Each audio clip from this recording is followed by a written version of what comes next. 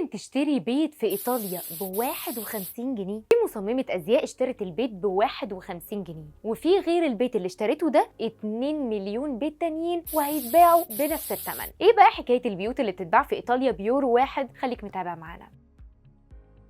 في حكاية غريبة جدا، اشترت مصممة أزياء وجوزها بيت في إيطاليا بيورو واحد، يعني حوالي 52 جنيه مصري. يا ترى بقى ليه البيت بالسعر ده؟ الحكاية بدأت زي ما نقل الموقع مصراوي عن ذا صن. في مصممة أزياء اسمها سارة بيترتنجولي وجوزها لوكا اشتروا بيت في إيطاليا ودفعوا يورو واحد بس، يعني حوالي 51 جنيه و94 قرش. مين بقى مصممة الأزياء دي ومين جوزها؟ لوكا وسارة حسب مقابلة مع موقع ذا صن اتنين حبوا بعض في لقائهم الأول في معرض ازياء في ميلانو في 2015. بعدها قرروا انهم يشتروا عربيه صغيره كده ب 1500 جنيه استرليني، وده كان في 2017. العربيه دي كانوا بيسافروا بيها حوالين العالم وبيوثقوا المغامرات اللي بيعيشوها على وسائل التواصل الاجتماعي. لوكا بيقول بقى ان هو وساره كانوا راكبين مواصلات في ايطاليا سنه 2020، سمعوا اشاعات ان في بيوت بتتباع بيورو واحد. في الاول ما كانوش مصدقين، لكن بعد ما عملوا بحث على الانترنت لقوا ان دي حقيقه ومش خرافه. قالوا ان من 4 سنين بدات حمله في ايطاليا اسمها 1 يورو هوم. الحمله دي بقى اتعملت علشان القرى الصغيره اللي الناس بتهاجرها في الريف يروحوا المدن الكبيره. اللي في القرى بقى دي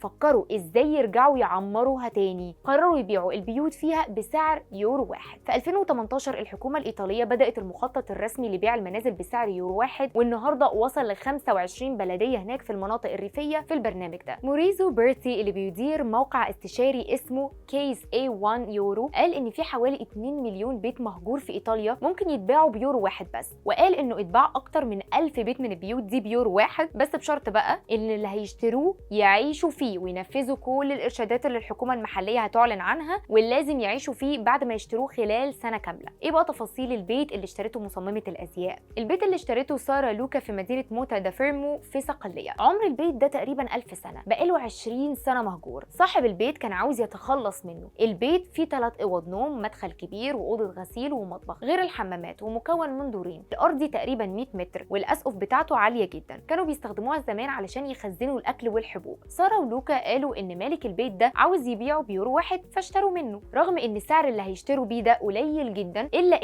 انك تشتري بيت في ايطاليا مش بالبساطه خالص دي. الحكايه مش انك تدي صاحب البيت يورو واحد وتوقع على الاوراق وخلاص. ساره قالت ان البيت كان قديم جدا وما كانش فيه اي ورق رسمي ليه، عشان المالكين للبيت عيله قديمه قوي وما وصلهاش. قالت كمان ان هي ولوكا دفعوا حوالي 2000 يورو، يعني بالمصري اكتر من 103 الف جنيه، عشان يسجلوا البيت ده باسمهم. قالوا ان عمليه شراء البيت اخذت وقت كبير حوالي 6 شهور لحد ما بقى باسمهم بشكل رسمي، وب 51 جنيه بس قدر ان هو يكون ممتلكاتهم.